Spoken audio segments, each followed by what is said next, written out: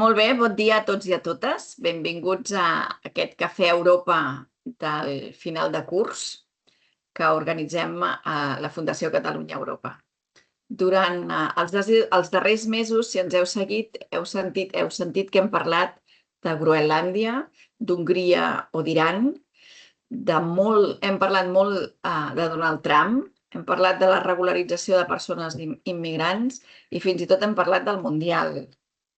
En aquests moments convulsos en què vivim a nivell internacional, un dels principals efectes és l'erosió del sistema multilateral, i hem fet referència en diverses ocasions. Aquestes crisis internacionals, tensions regionals i les noves agendes dels líders mundials han fet entrar el sistema de relacions internacionals dels darrers 40 anys en el seu final, o potser no. En el que és aquest nou context internacional, el que sí que veiem és un nou ordre completament desregulat, amb un fort despreci pel dret internacional i els drets humans i amb més polarització. Enmig tenim una Unió Europea que perd pes en tots els àmbits, que no és una potència tecnològica, tampoc ho és demogràfica ni militar, i on el poder econòmic i comercial europeu es veu amenaçat. I alhora, una Unió Europea que ha de gestionar també tensions internes, fruit del debat de la seguretat externa, de la gestió migratòria o de la necessitat de no perdre la carrera de la innovació tecnològica.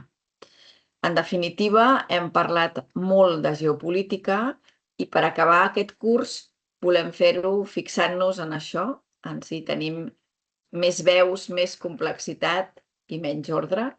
I ho fem amb dos convidats de luxe. Avui tenim la Nathalie Tocci i el Rafael Grassa. La Nathalie Tocci és italiana i farà la seva intervenció en anglès, tot i que ens diu que entén perfectament el castellà. Ella és politòloga, experta en relacions internacionals i especialitzada en el paper de la Unió Europea. Actualment és la directora de l'Istituto Affari Internazionali a Roma i assessora el propi govern italià i algunes institucions de la Unió Europea en matèria de política exterior. En Rafael Grassa, probablement el coneixeu, és professor emèrit de Relacions Internacionals de la Universitat Autònoma de Barcelona. És mestre, en el sentit ampli de la paraula, de politòlegs i assessor en temes de pau i drets humans a casa nostra i actualment és investigador sènior també associat al CIDOB. Comencem, doncs, la nostra sessió. Nathalie, buongiorno.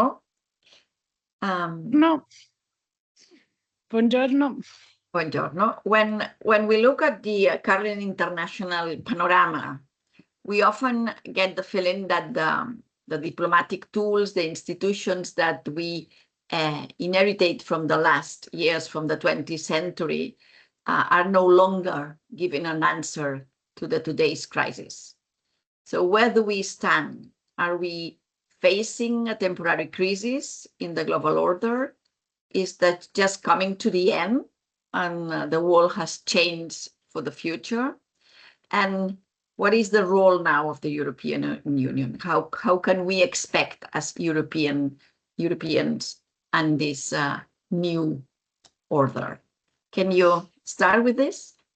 Absolutely. I'll give it a shot. So I guess I'll start from the easy part of the question. And the easy part of the question is, has the old order ended? And I think that the answer very clearly to that question is yes. Some people had started talking about this already many years ago. I mean, one can say that the old order started dying maybe in 2001 with 9/11. Some people may think that it started dying in 2003 with the war in Iraq. Others may say, well, no, it started ending in 2008, 2009 with the global financial crisis. You may say, well, no, it started ending, once we get into the crisis of liberal democracy, with the first wave of nationalist populism in the mid 2000s, or you can go up to 2022, or maybe just before, talk about the pandemic, talk about Russia's invasion of Ukraine, and then obviously talk about Donald Trump. And of course, there's truth in all of these moments, right? Because orders are kind of, big structural things, and they don't end overnight.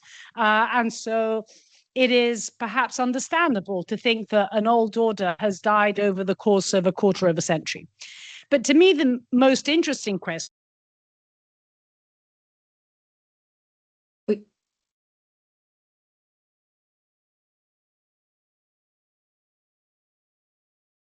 Natalie, I think you have disconnected your microphone. Okay. Sorry. I'm just saying, we could be talking about what that order was, but I think if we all agree, and in a sense, I think the moment of definitive end of that order was when Canadian Prime Minister Mike Carney declared it dead in Davos, and in a sense, I think what was so important of that moment was that in the home, if you like, in the cathedral of liberalism and neoliberalism, to have a liberal Canadian Prime Minister declaring the liberal international order as fiction was probably, in a sense, the kind of, how can I put it? It was the last, act of the end of that order. Now, I think the more interesting, and because it's a much harder question to address, is, so what comes next? And I think what we are seeing is that there are at least three scenarios, three possibilities.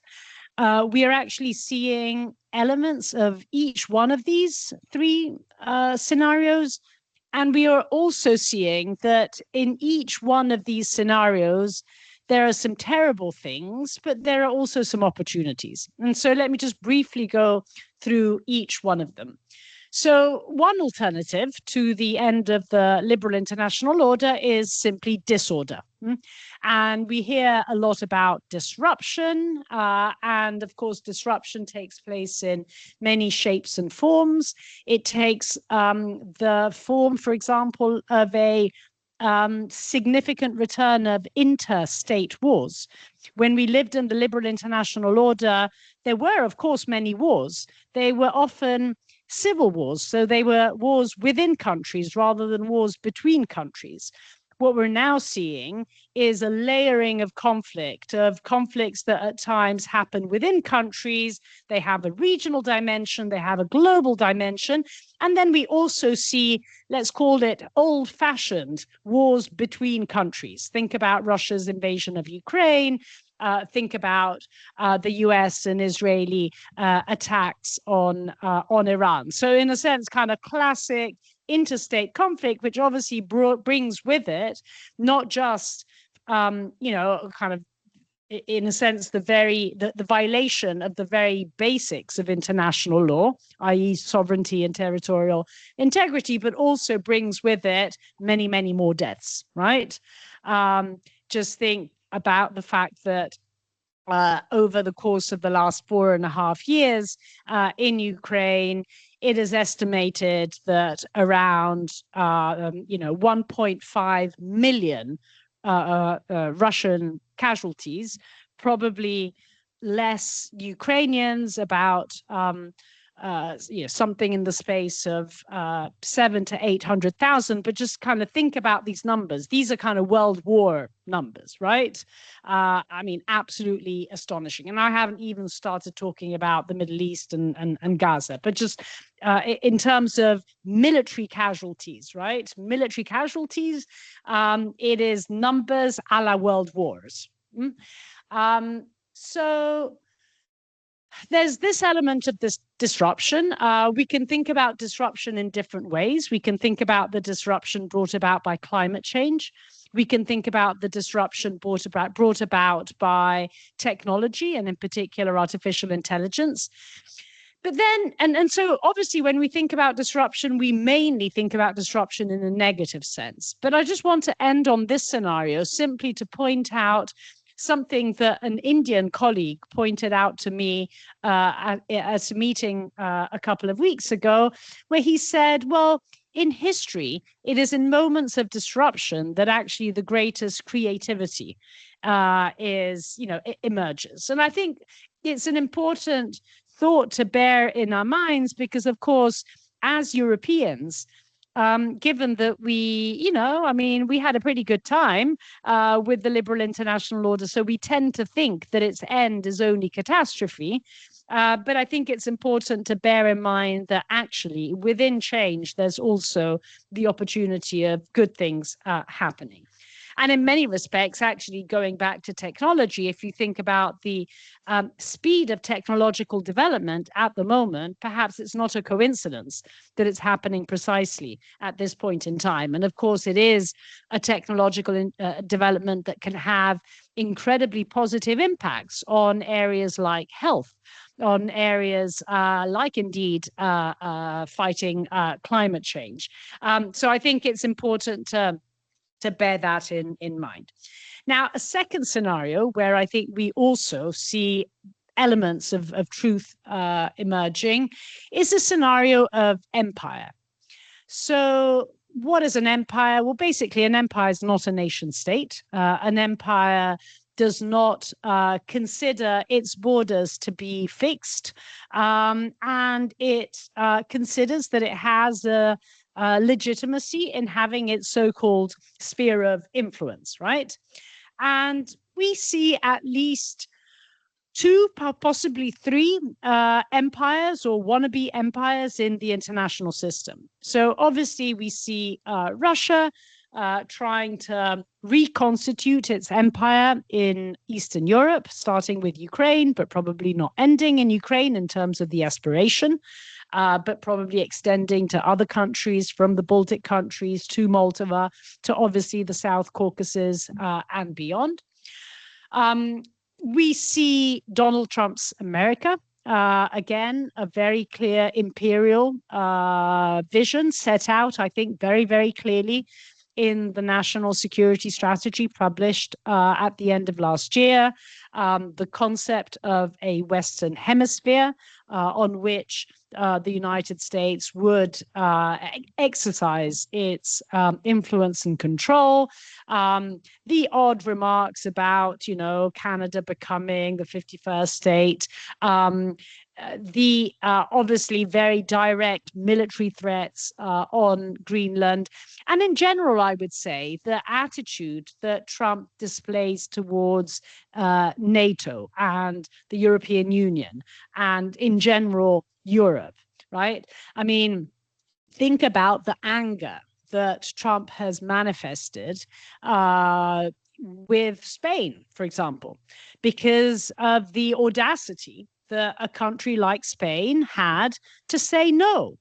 And you can understand why Trump would get so angry, because, of course, if you think of Spain and Italy and France and Germany and any other European country, any other NATO country, as being within the US sphere of influence, how do you dare say no?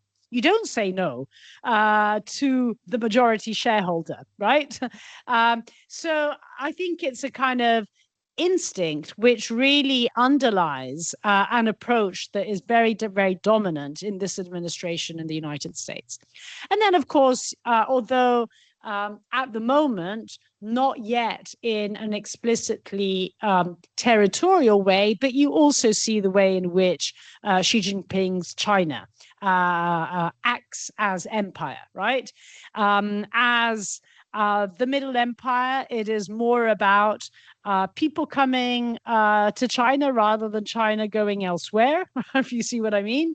But it is very much, and of course, Taiwan is what lingers behind everyone's mind, but not only. I mean, just think about China's outreach in the South China Sea and the way in which it's basically having issues with pretty much all of its neighbors precisely because of those expansionist ambitions.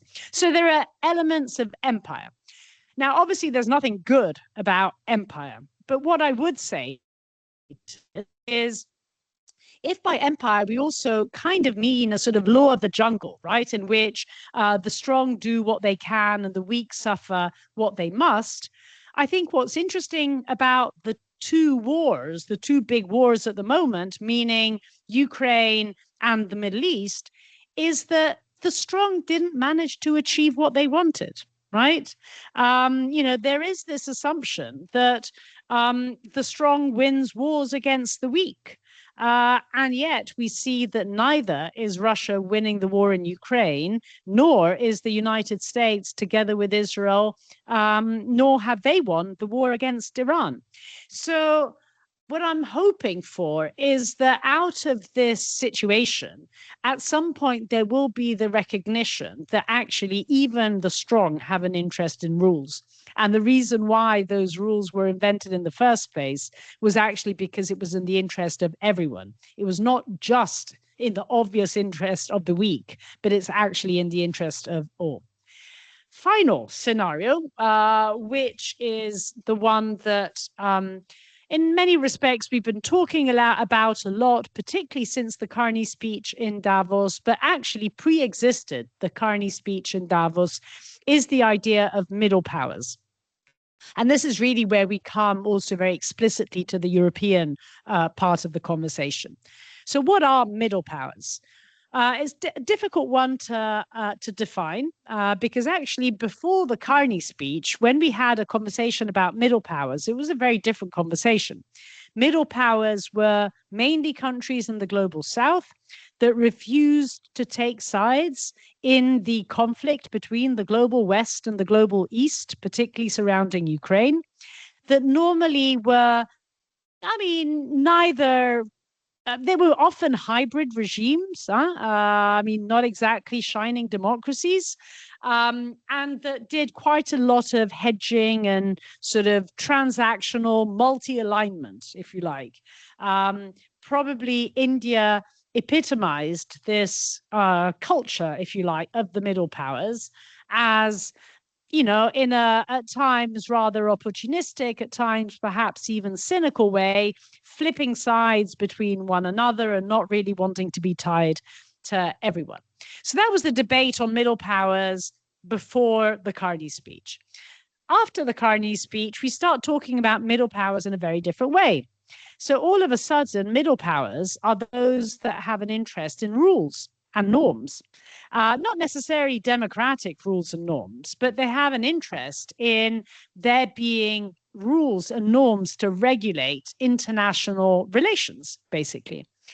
And today the middle power debate is one, for example, that highlights the trade agreements that the European Union reached with Mercosur and with India and with Indonesia and with Mexico and with Australia.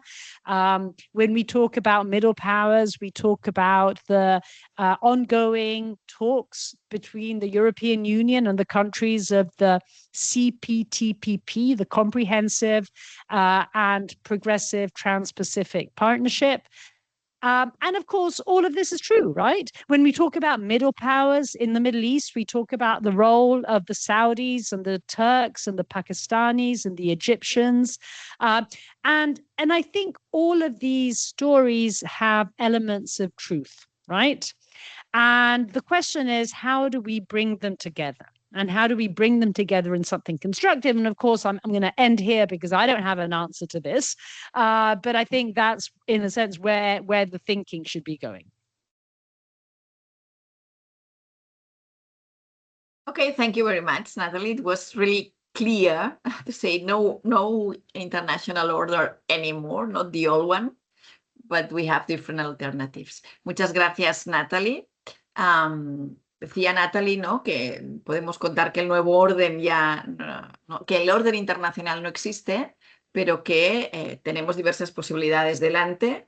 Puede ser sin ningún tipo de orden ni de ley, puede surgir la época de los imperios, ¿no?, o puede surgir una época de poderes intermedios, y que en todo caso, en todos los escenarios, hay, por supuesto, consecuencias negativas, también efectos positivos, ¿no?, o disruptivos, o podemos encontrar elementos más positivos. Rafael, Hola. ¿es posible que estemos mirando toda esta situación de conflicto desde nuestra parte del mundo, que es la Unión Europea, con una cierta, ¿no? Sensación de agobio por lo que está ocurriendo, también porque nos interpela directamente? Una de las cosas que decía Carney en Davos es que no, este nuevo orden, si no estás en la mesa, formas parte del menú. Exacto. Y los europeos vemos claramente que ya no estamos en esa mesa, o como mínimo no todos nos quieren, y sentirnos parte del menú internacional nos agobia. Van por ahí también ¿no? las reacciones que tenemos como Unión Europea. ¿Cómo lo ves? Efectivamente, gracias. En parte sí. Voy a continuar donde lo dejó Natalie. Efectivamente, estamos en un momento de interregno. Recordemos, la expresión interregno se utilizó para hablar de una situación de inestabilidad institucional entre dos gobiernos.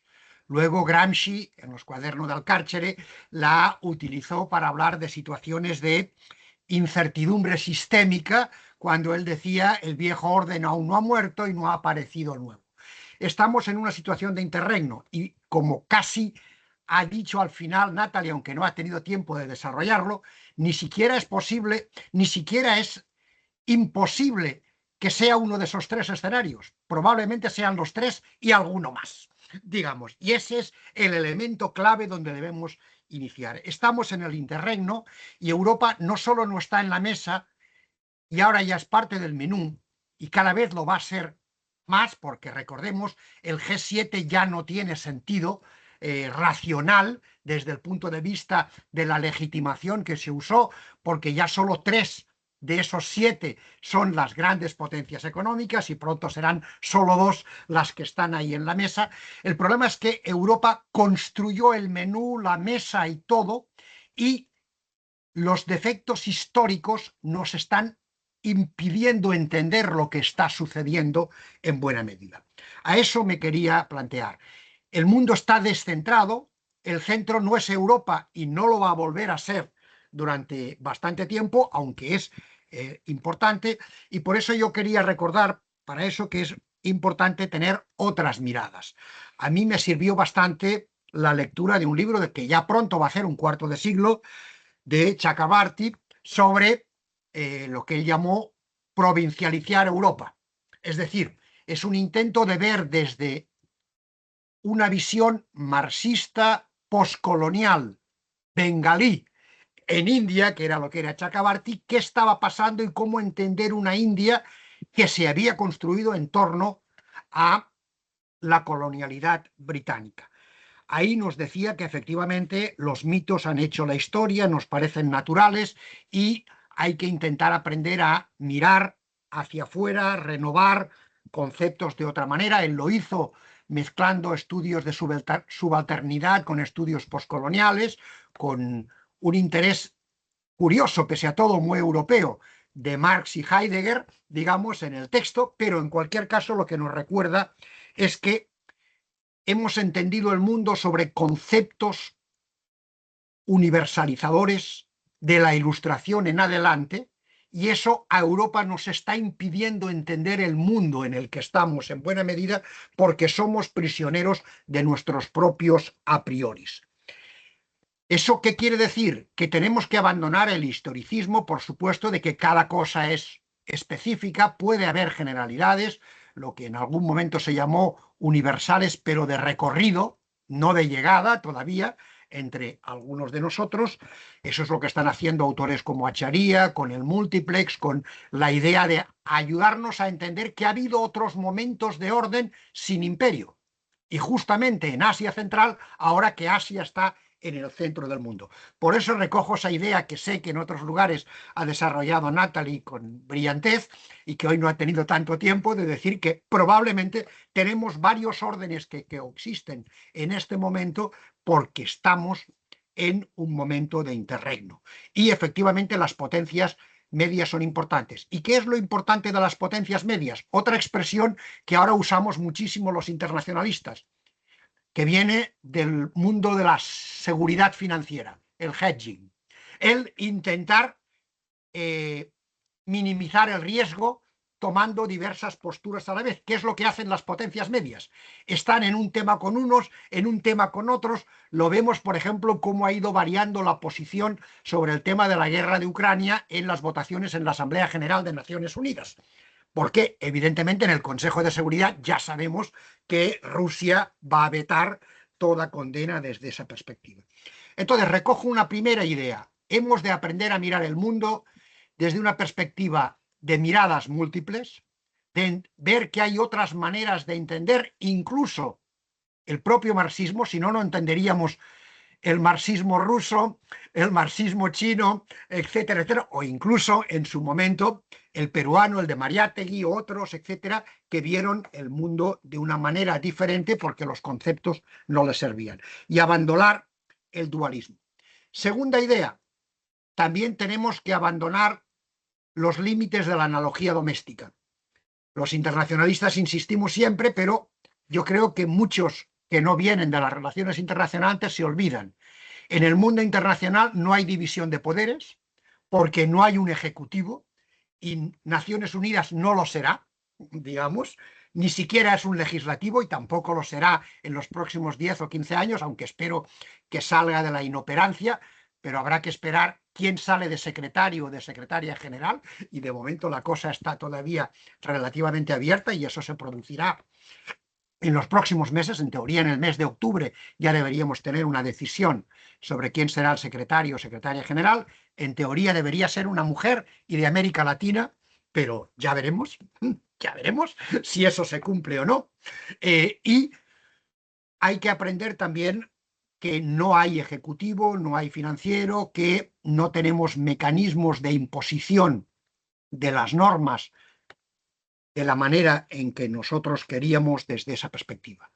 Tercera idea, creo que es importante para entender este mundo, la idea de los tiempos históricos, de la Escuela de los Anales, de Brodel. Lo importante no es el momento concreto, es la estructura, y en la estructura tenemos tres cosas importantes. Globalización en un proceso de declive y de recoordinación desde la crisis del 2008, antropoceno, que sigue siendo el elemento clave en que lo jugamos todo, y fin del orden internacional, que contra lo que dicen los estadounidenses no procede de la Segunda Guerra Mundial ni nunca fue liberal. Ahí está Carney, digamos, y la hipocresía de la que habló en Davos. No, es un orden estadounidense, pero que surge en la Primera Guerra Mundial y que se remodela en la Segunda y al fin de la Guerra Fría. Eso está cambiando y la coyuntura, estos 15, 20 años, nos van a permitir algunos elementos de cambio. Cuarta idea, si vemos ese mundo actual, ¿qué podemos ver para no solaparme ni repetirme con lo que ha dicho Natalie? Primero, yo creo que efectivamente tenemos múltiples actores, cada vez más, y con capacidad de entenderse, con organismos regionales crecientemente importantes, donde los mecanismos que en su momento fueron cuasi federales de la Unión Europea no son los que están copiando en otros sitios. Pensemos en el caso de Asia, digamos, y lo que está haciendo la ASEAN o otros grupos, digamos, desde esa perspectiva. Tenemos también clara presencia de los límites de los BRICS, y eso no significa que el sur global no sea importante. Recordemos, los BRICS por 3 veces han sido incapaces, después de la ampliación del 2023, donde está Irán, entre otros, o Arabia Saudí, han sido incapaces de tomar una posición sobre la agresión israelí y estadounidense sobre Irán y la guerra posterior, que todavía en este momento está sin cerrar, y el descubrimiento de Hormuz. Y ojo, que Hormuz no es nada, porque es simplemente 25% del paso del petróleo e importancia para fertilizantes, pensando con lo que pueden pasar con otros estrechos, en particular Malaca, que es el clave para toda la región fundamental del mundo económico en los próximos 50 y 100 años, que es Asia, y en particular esa zona de Asia.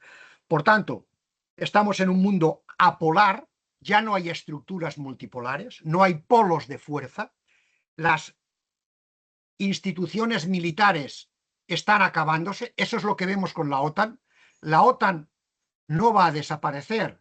Estados Unidos no se va a ir de la OTAN, pero la está vaciando de contenido. Ya nadie se cree que el artículo 5º se va a utilizar. Que ya no era una cláusula automática por imposición de Estados Unidos para impedir que pasara lo que pasó en Versalles-París, que el Senado no ratificó los acuerdos de Versalles-París, para eso no había cláusula automática en el Tratado de Washington, en el artículo 5º, pero lo va a ir vaciando progresivamente.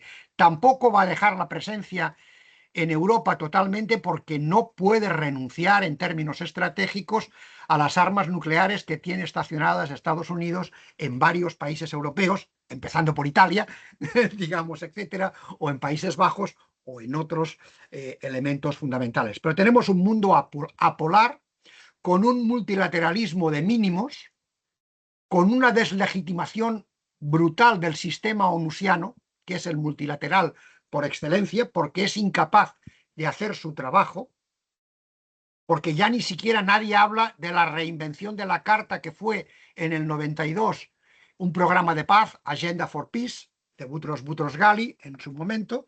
Tenemos nuevas alianzas y un mundo donde la guerra entre hegemones a 20 años vista no es probable, se diga lo que se diga. Creo que se ha escrito demasiado y mal sobre la trampa de Tucídides.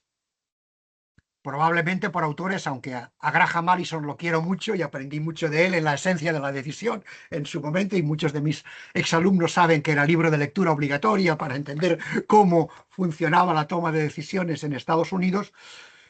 Recordemos la trampa de Tucídides, digamos, cuando surge una nueva hegemonía, puede llegar a la guerra o no, aunque recordemos, Atenas pierde y es Esparta quien gana desde esa perspectiva. Pero lo importante es que la guerra entre China y Estados Unidos es tecnológica. Es básicamente por el control de las tierras raras y los metales estratégicos claves para la transición energética y para controlar ese tipo de cuestiones. Y ahí va a haber el elemento más importante, más fundamental de todos a tener en cuenta. Entonces, eso es lo que debemos ver desde esa óptica. Hay una crisis de legitimidad y acabaré diciendo, para no alargarme y dar tiempo al debate, que probablemente la esperanza de cambio en el sistema internacional la tenemos en la fuerza social. Yo diría que estamos dando poca importancia a las fuerzas sociales. Esas fuerzas sociales son importantes, lo vemos en la propia Europa, sabiendo además que no va a tardar mucho a que lleguen al gobierno cada vez más partidos políticos o alianzas que son contrarias a la propia Unión de Europa, como puede ser en el caso de Francia probablemente pronto, cuando Macron deje de ser presidente. Habrá que ver cómo deriva el caso alemán, el caso italiano, por supuesto el de los antiguos países del este, desde esa perspectiva, pero en esa falta de legitimidad lo importante es fomentar movimientos sociales que generen nuevos mecanismos de confianza, digamos, y de reanudación de algunos elementos claves. 3 cosas a mirar con detalle. 1. Si los BRICS se convierten o no en una alternativa va a depender de algo. Básicamente que lo vamos a ver en los próximos 3 años. La alternativa al dólar que está puesta en la agenda BRICS desde hace tiempo, desde hace ya 5 años, va a ser puesta en marcha o no, desde esa perspectiva, o el dólar va a seguir siendo una moneda junto con el oro, digamos, y las criptomonedas, refugio especialmente importante. Segundo, la Unión Europea va a despertar del letargo y se va a dar cuenta de que la geopolítica existe y que la geopolítica significa que Rusia está donde está y siempre va a estar ahí. Y que por tanto no tiene ningún sentido, aunque se apoya a Ucrania, por supuesto, en la guerra de agresión que inició Rusia, sin poner mecanismos de control, de intermediación con esos elementos. Y tercero, recordar que lo de Estados Unidos no es una anécdota, no es solo Trump. lo que estamos viendo es un país que ya tenía unas reglas internas muy diferentes las del sistema internacional, extraterritorialidad, extrajudicialidad, que siempre han utilizado desde la doctrina Monroe, no hace falta llegar a la Monroe, y ver que esa tendencia hacia la autocracia, hacia el imperio dentro de las democracias liberales, va a seguir dándose frecuentemente. Por eso a Trump le gusta tanto Modi, o le gusta Netanyahu, aunque a veces lo exaspere, o le gusta, por supuesto, Putin, porque pueden mandar desde otras perspectivas. Hay posibilidades de cambio, pero si aprendemos a mirar de otra manera, a hacernos otras preguntas y hacer como hizo gran parte del pensamiento decolonial, aprender a separarnos de esas miradas exageradamente universalizantes y dualistas que nos legó la Ilustración y que nos impiden ver que ya no somos el centro del mundo, pero que podemos seguir siendo importantes si aceptamos que hay otros ombligos. Muy bien, muchas gracias, Rafael. Muchas gracias. Natalie, antes de que pase a preguntas, os animo también a los asistentes a la sesión a que empecéis ¿no? Que enviéis vuestras preguntas al chat para que se las podamos hacer a Rafael y Natalie. Pero antes de que haya alguna, tú, Natalie, ¿quieres comentar algo de lo que ha dicho Rafael? ¿No? Creo que... Sí, pues solo una cosa que creo que es muy, muy importante, el hecho que la ruptura que que está pasando con los Estados Unidos no es simplemente algo que pasa porque hay Trump. Hay algo de estructural y creo que es súper importante de pensar a lo que puede venir después. ¿Qué quiero decir? Que, bueno, estructural porque los Estados Unidos están cambiando a nivel demográfico, porque tienen otras prioridades estratégicas, el Asia, pues hay el hecho que los Estados Unidos están diciendo a los europeos desde Obama, pues vosotros tenéis que estar más, ¿no? Ser más responsables por vuestra seguridad es una historia vieja. Lo que ha pasado ahora y que aun cuando en un futuro no estará Trump, va a ser, es la traición, ¿se dice? Traición. Tradición. Traición, es cioè betrayal. Traición. ¿Mm? Y cuando hay una traición en una relación, no vuelve la misma. No.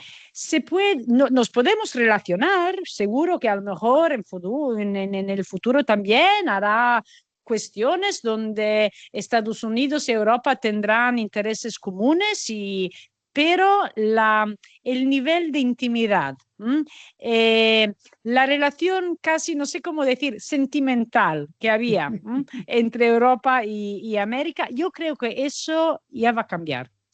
Porque es como en una pareja, ¿no? Imaginámonos una pareja donde hay una traición muy, muy gorda, muy gorda. Y a lo mejor hay consideraciones y, no sé, los niños son pequeños y tenemos problemas económicos, así que a lo mejor podemos también pensar de quedarnos juntos, pero esta relación no será nunca la misma. Y así que creo que, bueno, ahora que hay Trump no hay relación ninguna prácticamente, pero imaginámonos en un futuro cuando a lo mejor, ojalá, con una administración democrática. Yo creo que el esfuerzo intelectual y político que tenemos que hacer es imaginar cómo se configura una relación post-traición, ¿no? Y y porque no es simplemente menos de lo que había antes, ¿no? Es algo de, al nivel calitativo diferente. No es fácil imaginarla, pero creo que el esfuerzo tiene que ser en eso. Sí, plenamente de acuerdo. Es decir, las relaciones transatlánticas ya no volverán a ser de la misma manera nunca. Gracias a los dos. Estoy mirando a ver si tenemos preguntas y creo que Raimon Puiggener ha hecho la primera. Os da las gracias por vuestras intervenciones, que le han parecido interesante el debate. Y Raimon, que conoce bien a los Estados Unidos porque ha vivido ahí, nos dice, se está hablando mucho de poder y de equilibrio de poder, pero no tanto de sistema económico sobre el que ejercerlo, ¿no? Y que él pregunta a Pimentos, no. ¿Qué futuro le ven, ¿no?, a los cimientos, al modelo capitalista conocido hasta ahora, ¿no? Es decir, habéis hablado mucho de geopolítica, de relaciones internacionales, de equilibrios de poder, pero también a nivel económico, que es el modelo económico sobre el que se basan estas relaciones de poder. ¿También cambiará? ¿Seguirá el mismo y solo cambian los actores y las relaciones? ¿Cómo lo veis? Creo que es eso. ¿Quieres empezar, Natalie? O como quieras. Sí, bueno, what I would say to that is, so, I mean, I don't imagine a change in the economic system if what we mean by this is a move away from capitalism. So that I don't imagine. What I do imagine is that economic relations have already changed in two fundamental ways. And the first is that there has been a redistribution of economic power in the international system, which is, in a sense, part and parcel of what Rafael was talking about when indeed talking about the non-polarity of the international system. So I think on the one hand, there has already been a shift of economic power balance. And I think the reason why we have put so much emphasis, for example, on these recently signed trade agreements that the European Union has reached is precisely this. The reason why we are scratching our heads and don't quite know how to address the China question and what is now known as the second China shock is because it's an incredibly big problem, but it's a problem that on the one hand we have no solution to, but that we can't hide away from, because indeed China is the dominant actor in the economic international system. And so I think there's, on the one hand, a change that has to do with changing balances in economic relations. But then I think there is a second change, which I think is one of the key features of the end of the order, if you like. So if the old order was ideologically, perhaps philosophically, premised on the idea that interdependence was exclusively a good thing, interdependence allowed efficiency, interdependence allowed prosperity, interdependence allowed security. Now that that order has gone, we have come to the conclusion that actually interdependence can also lead to insecurity. Interdependence can also lead to inequality. Interdependence can also lead to weaponization. And it doesn't necessarily mean that we're going to get rid of interdependence, right? And just go back to mercantilism and nationalism and protectionism. But in these sort of different possible orders and scenarios of the future, I think a key question of the future economic international system is what is going to be the balance between openness and closure of the international economic system. Por mi parte, a ver, el capitalismo es obviamente parte del problema y lo es desde hace tiempo. Pero me gustaría decir otra cosa, pero no está la desaparición del capitalismo en la agenda a corto y medio plazo, sino que, siguiendo las ideas de Marx en su momento, tiene una mala salud de hierro, pasa por muchas crisis, se readecúa, cambia y vamos a ver, digamos, que se mantiene. ¿Qué es lo que estamos viendo? La transición energética es la clave. La transición energética ha pasado del 2030 al 2040 y ya probablemente al 2050, pero es fundamental. Y esa transición energética la está haciendo todo el mundo. China gana la batalla porque lleva 30 años participando. Los que nos dedicamos a relaciones internacionales sabemos que nadie conoce Europa y el mundo occidental mejor que ellos. Algunas de las mejores cosas que se pueden leer sobre relaciones internacionales y nuestras posiciones se leen en las revistas chinas de relaciones internacionales en este momento, pero vamos a ver efectivamente una retracción de la globalización, ya ha habido, como decía Natalie, la interdependencia como la globalización tenía caras negativas, desigualdad, weaponización, inseguridad, como ya comentaba, pero también las tiene esa globalización exagerada que se ha roto y por tanto vamos a ir cada vez más a acuerdos económicos menos estables, más líquidos en términos de Bauman. Digamos, es lo que acabamos de ver con la decisión que ya se esperaba de no renovar por 16 años el Tratado de Libre Comercio de las Américas entre Canadá, Estados Unidos y México y decir que lo van a mirar año a año, que es tanto como decir que pierde su valor de estabilidad, de poder predecir qué es lo que sucede y no sucede. Y recordemos, Estados Unidos sigue dependiendo fuertemente del comercio de México y del petróleo de Canadá, mucho más que el de Venezuela y de otros tipos de cuestiones.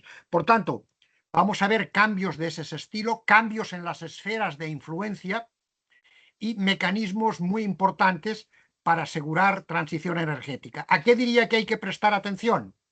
Pues, por ejemplo, a cosas como el nuevo aluvión de oleoductos y gasoductos que se quieren construir, algunos de los cuales para superar Hormuz, otros en Malaca. En este momento hay muchos movimientos en la zona del estrecho de Malaca, o los trenes. Hemos parado poca atención a ello, pero por ejemplo el corredor que combina ya en este momento con un ahorro de prácticamente 20 días, 25 de por la vía marítima, Irán con China, es especialmente importante. No está sirviendo tanto para el combustible porque los trenes llevan contenedores, pero les cuesta más llevar gas licuado o llevar petróleo en grandes cantidades, pero estamos teniendo cambios especialmente claves a ese respecto. ¿Dónde diría que lo podemos ver? ¿Quién está ahora invirtiendo en África? Ya no es solo China. Hay otras potencias, otros países que están viendo allí. Y una última cuestión que va a ser clave en la transición energética, la soberanía alimentaria. Mejor dicho, la seguridad, porque soberanía alimentaria en términos técnicos no la tiene ningún país del mundo en este momento.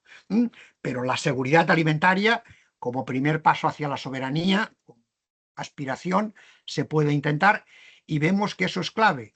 No hay tierra cultivable para continuar con una agricultura intensiva como la que tenemos. La poca tierra cultivable que había estaba en África, la controla básicamente China en este momento, digamos, porque tienes comprado los derechos, y en parte en América Latina, pero no hay más en otros sitios. Por tanto, va a haber cambios desde esa perspectiva y el cambio fundamental, insisto, es transición energética e innovación. Y ahí, mirando hacia casa, en transición energética estamos perdiendo capacidades, digamos, está saliendo de la ecuación en parte, y desgraciadamente donde vamos muy mal en Europa es en innovación, en temas como en ciberseguridad o en otros. Eso explicaría, por ejemplo, la crisis automovilística alemana, quiero decir, que no es solo por la competencia de los coches eléctricos chinos, sino por la incapacidad de Volkswagen, que ahora va a tener un ERO de 100.000 personas, digamos, de hacer frente a lo que está pasando en otros sitios. Por tanto, Ramón, vamos a ver, la mayor parte de los cambios en el mundo económico los estamos viendo ya, curiosamente, de la mano del capitalismo de Estado, de China. Voy a ser provocativo. Habría que cambiar los programas de estudios de desarrollo en las facultades de economía y en las facultades de políticas. Hay que decirlo con claridad. El modelo más exitoso de desarrollo en los últimos 300 años es el chino. No hay otro que haya logrado tantos éxitos con autocracia, con derechos cercenados, etc. Pero entonces habrá que ver ese tipo de mecanismos de privado-público que están cambiando. Y hoy la gente está mirando hacia China, no está mirando otras cosas a ese respecto. Y la industrialización, incluso la estadounidense, se hace con apoyo del Estado. La Unión Europea sigue usando estrategias antiguas a ese respecto y la innovación, insisto, no está despertando. Quizá, y os interrumpo a los dos, ¿no? Combinando un poco lo que habéis hablado, ¿no? Es decir, en este contexto, con unas potencias intermedias que están buscando su lugar en el mundo, tanto a nivel económico como a nivel de seguridad, como a nivel de nuevas relaciones. Tenemos una Unión Europea que, por su parte, ¿no? Decíais bien, ha constatado que la OTAN no va a ser el paraguas, ¿no? O el escudo que servía a los europeos hasta ahora. Está viendo cómo pierde la batalla en innovación, en tecnología. Está incluso frenando ¿no? O como mínimo haciendo más lenta ¿no? Ralentizando sus objetivos de transición energética. Y sobre todo lo que no vemos a nivel europeo son unos liderazgos o una fuerza motora de la Unión Europea para encarar todos estos debates, ¿no? Que yo quería hablar de gobernanza a nivel mundial, no tendremos tiempo de hablar, ¿no? De la crisis de Naciones Unidas, de si el G7 que decía Rafael no existe, pues qué otros instrumentos pues, van a servir. Pero el que tenemos más cerca, que es la Unión Europea, parece que hace un buen diagnóstico de todas las crisis y retos, pero no hace una buena, no tiene esa capacidad de decidir. Y por lo que estamos viendo, los distintos gobiernos que va a haber en el Consejo Europeo, sentados en el Consejo Europeo, no tienen una agenda de más Unión Europea, más integración, ¿no? Más coordinación, sino lo contrario, ¿no? No sé, Natalie, aquí si también tú que conoces bien, ¿no? Los elementos comunitarios, ¿cómo lo ves? Look, I'll say something, and perhaps I'll be less pessimistic than you on this.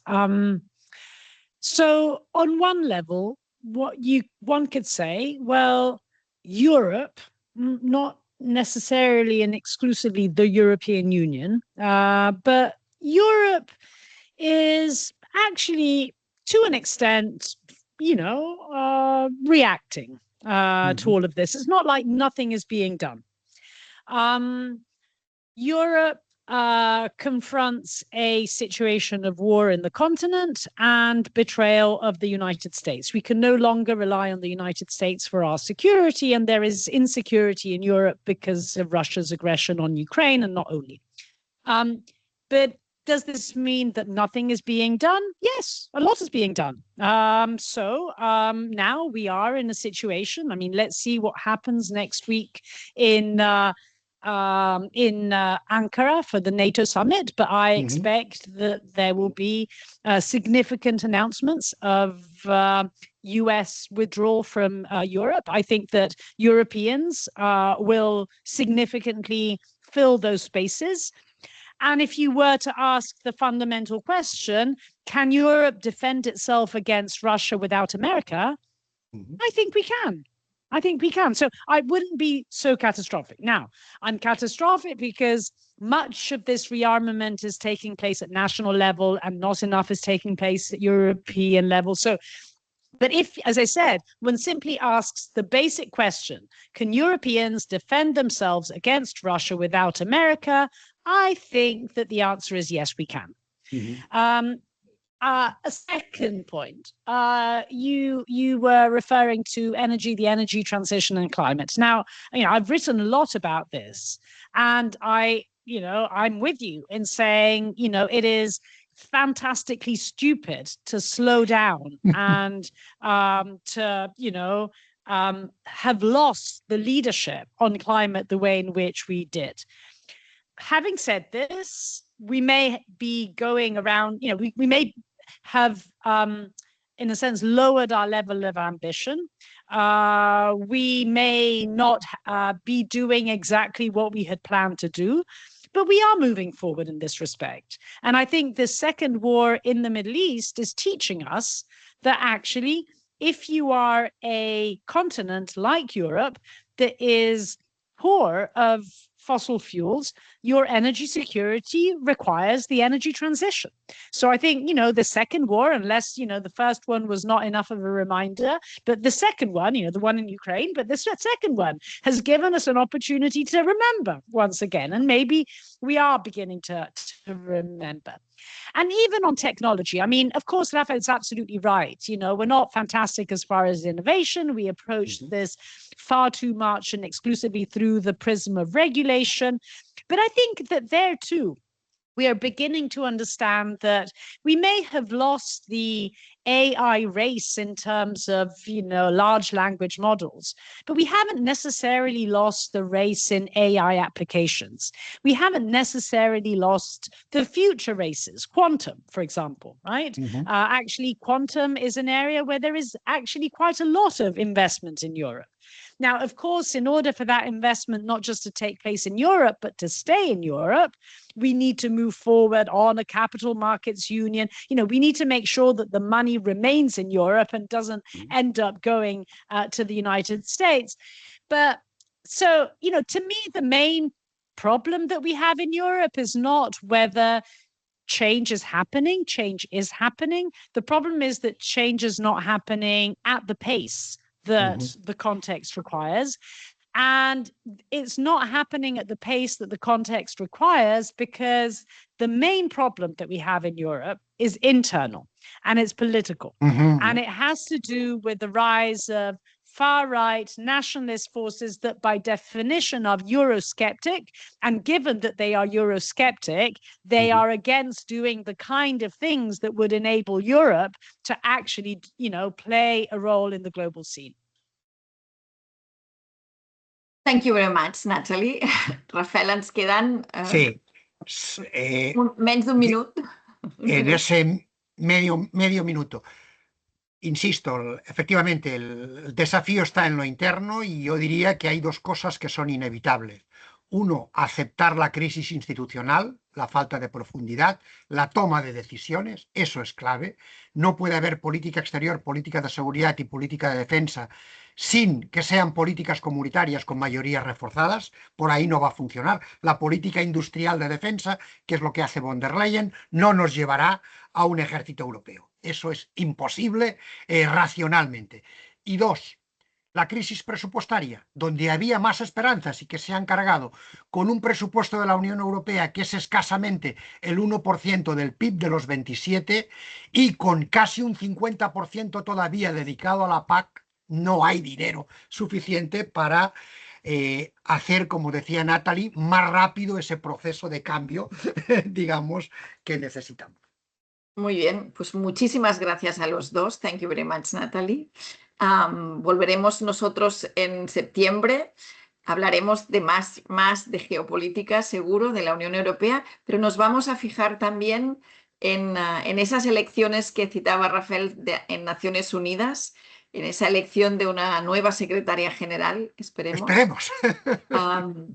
Con la idea de ver también todo este nuevo orden o desorden mundial, si va a tener en Naciones Unidas un ejemplo de gobernanza, una posibilidad de alguien que ponga algo de sentido o no. Muchísimes gràcies a los dos, moltíssimes gràcies a tots. Com us deia, ens veiem a l'octubre parlant de Nacions Unides, de geopolítica i de la Unió Europea. Gràcies i fins la propera. Gràcies, adéu, ciao, Natàlia. Ciao. Ciao.